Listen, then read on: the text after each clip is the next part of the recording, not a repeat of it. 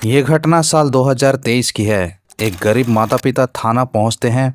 वहां जाकर वो पुलिस को बताते हैं कि उनके बेटे के साथ बहुत ही गंदा और घिनौना काम हुआ है। उन्होंने बताया कि जिसने ये काम किया है वो एक मौलाना है जो मस्जिद में अजान देते हैं और कभी कभी तकरीर भी करते हैं। जैसे ही पुलिस अधिकारी इस बात को सुनते हैं वो तुरंत एफआईआर दर्ज कर लेते हैं। इस मामले को पॉस्को एक्ट भी लगाया जाता है और भारतीय दंड संहिता की धारा 373 के तहत इस केस को दर्ज किया जाता है। अब मौलाना को थाने बुलाने की सूचना भेजी जाती है। उन्हें बताया जाता है कि एसएचओ साहब आपसे बात करना चाहते हैं, पूछताछ करनी चाहते हैं। यह सुनते ही मौलाना डर जाता है, लेकिन फिर हिम्मत करके थाना पहुंचता है। उस समय एसएचओ साहब थाने में नहीं थे, तो मौलाना से कहा जाता है कि बाहर बैठकर इंतजार करें। मौलाना वहीं बैठा था, लेकिन एसएचओ साहब के आने से पहले मौका पाकर वो भाग जाता है। जब एसएचओ साहब आते हैं और पूछते हैं कि मौलाना कहाँ है, तो पुलिस बताता है कि मौलाना तो भाग गया है। अब पुलिस मौलाना को ढूंढने निकलती है, उसके घर जाती है, लेकिन वहाँ पे पता चलता है कि वहाँ से भी वो गायब हो गया है। फोन मिलाने की कोशिश होती है, लेकिन उसका नंबर भी बंद आ रहा था।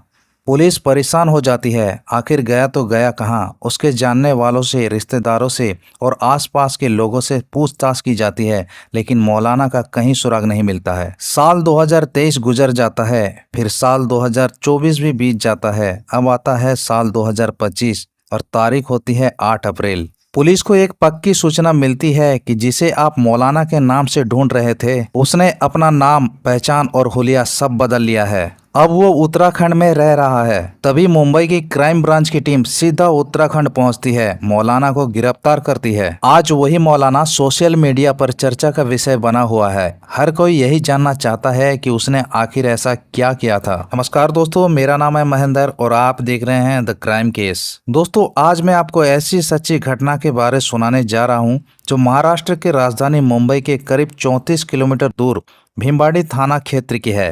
भीमबाड़ी का एक इलाके का नाम है नई बस्ती और वही बस्ती में एक मौलाना रहता है। नेहरू नगर में एक रहने वाला एक लड़का था, शोएब शहीद शेख, उम्र लगभग 16 साल। अचानक एक दिन वो घर नहीं आता है। तारीख थी 20 नवंबर 2020। घर वाले परेशान हो जाते हैं। माँ बाप सभी जगह ढूंढते हैं, रिश्तेदारों से पूछताछ करते हैं, दोस्तों से, आसपास के सभी लोगों से पूछते हैं, लेकिन कोई सुराग नहीं मिलता। आखिरकार जब कोई रास्ता नहीं मिलता तो घरवाले सीधे भीमबड़ थाने पहुंचते हैं।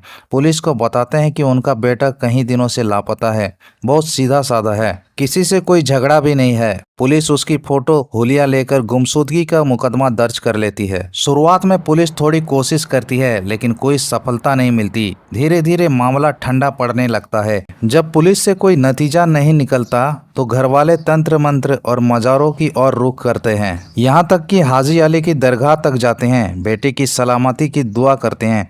इसके बाद एक मौलाना के पास जाते हैं जो उनके घर के करीब 20 मीटर दूर मस्जिद के पास अपनी दुकान चलाता है। मौलाना साहब कहते हैं, परेशान मत हो, एक काम करो, एक बकरे का इंतजाम करो और गरीबों को खाना खिला दो, उनकी दुआ मिलेगी, बेटा वापस आ जाएगा। मौलाना जैसा कहता है घर वाले वैसा करते हैं। बकरे की दावत भी देते हैं, लेकिन बेटा नहीं लौटता। साल 2020 चला जाता है, फिर 2021, फिर 2022 और 2023 भी बीत जाता है, लेकिन शोएब शहीद शेख का कोई सुराग नहीं मिलता। अब घर वाले थक चुके हैं, लेकिन एक छोटी सी उम्मीद आज भी बाकी है कि उनका बेटा कभी ना कभी लौटकर जरूर आएगा। साल 2023 की बात है। नवी बस्ती में रहने वाला एक आदमी अपनी पत्नी के साथ थाने पहुंचता है। वहां जाकर पुलिस से कहता है, साहब, मौलाना गुलाब रवानी शेख ने हमारे बेटे के साथ गलत और गंदी हरकत की है, उसे पकड़िए, उसके खिलाफ सख्त कानूनी कार्रवाई कीजिए। पुलिस इस मामले में तुरंत एफआईआर दर्ज कर लेती है। इसके बाद गुलाम रवानी शेख को पकड़ने के लिए पुलिस उसे ढूंढ निकालती है।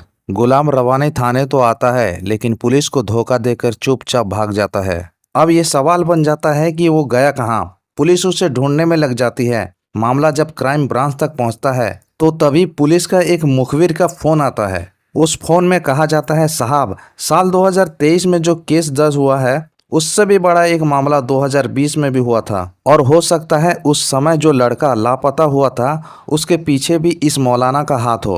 पुलिस ये बात सुनकर सतर्क हो जाती है। तभी एक मुखबिर से जानकारी मिलती है कि मौलाना इस वक्त हिमाचल प्रदेश के एक मस्जिद में नमाज पढ़ रहा है। पुलिस की टीम मुंबई से सीधा हिमाचल पहुंचती है, लेकिन वहां जाकर पता चलता है कि मौलाना वहां से गायब हो चुका है। हो सकता है मौलाना को किसी भी तरह से उसको जानकारी मिल जाती है कि पुलिस उसके पीछे है, तो वहां से वो चला जाता है। फिर 2025 आता है। फिर एक बार पुलिस को सूचना मिलती है कि मौलाना उत्तराखंड के एक मस्जिद में छुपा हुआ है। इस बार पुलिस कोई जोखिम नहीं लेती है और आखिरकार 8 अप्रैल 2025 को उसे पकड़ ही लेती है। पुलिस उसे थाने लाती है और पूछताछ करती है। पूछताछ में मौलाना जो कहानी बताता है वो बहुत ही चौंकाने वाली और घिनौनी होती है। असल में मौलाना को लड़कों के साथ गलत काम करने की बुरी आदत थी। अब बात करते हैं साल 2020 की। एक रात मौलाना ने एक लड़के के साथ गलत हरकत की। उसी दौरान 16 साल का लड़का शोएब रशीद शेख अचानक वहां पहुंच गया। उसने मौलाना को इस गंदी हरकत करते हुए देख लिया। जैसे ही मौलाना की नज़र शोएब पर पड़ी, उसे डर लगने लगा। सोचने लगा अगर ये बात बाहर आ गई तो मेरी बहुत ही बदनामी होगी। मौलाना ये सोचने लगा लोग मस्जिद में मेरी इज्जत करते हैं, मेरी दुकान पर भी आते हैं। अब अगर शोएब ने किसी को कुछ बता दिया तो मैं बर्बाद हो जाऊंगा। हालांकि शोएब ने उस वक्त उसे कुछ नहीं कहा, लेकिन मौलाना ने मौका देखकर उसे बुलाया और कहा, बेटा तुमसे कुछ ज़रूरी बातें करनी है। जैसे ही शोएब उसके पास आता है, मौलाना उसका गला इतनी ज़ोर से दबाता है कि मौके पर ही उसकी मौत हो जाती है। अब वो सोचने लगा लाश को क्या किया जाए। उसने लाश के टुकड़े टुकड़े कर दिए। पहले कुछ टुकड़े इधर उधर फेंक दिए, लेकिन मौलाना को डर लगने लगा कि कहीं पुलिस को पता न चल जाए। तब उसने एक नई तरकीब निकाली। जहां उसकी दुकान थी, उसके बगल की बंद दुकान में उसने एक गड्ढा खोदा और लाश के टुकड़े को वहीं दफन कर दिया। जब लड़के के घर वालों ने मौलाना से मदद मांगी तो उसने उल्टा उन्हें ही चक्कर में डाल दिया। कहने लगा एक बकरा कटवाओ, गरीबों को खाना खिलवाओ, हाजी अली दरगाह पर जाओ, अजमेर जाओ।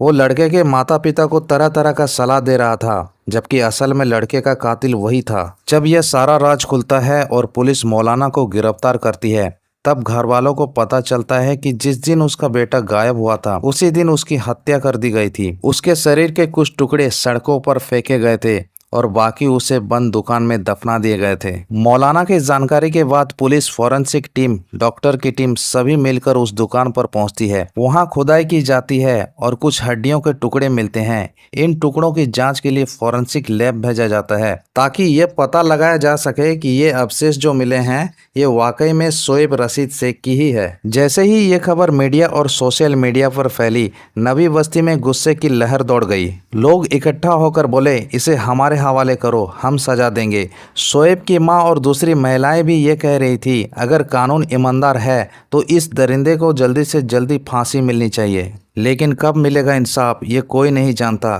कभी कभी इंसाफ मिलने में सालों लग जाते हैं। पर उस माँ की उम्मीद उसी दिन टूट गई थी जब उसको पता चला था कि उसका बेटा उसी रात को ही मारा गया था। दोस्तों, इस घटना से हमें जानना चाहिए कि हर मुस्कुराता चेहरा सच्चा नहीं होता।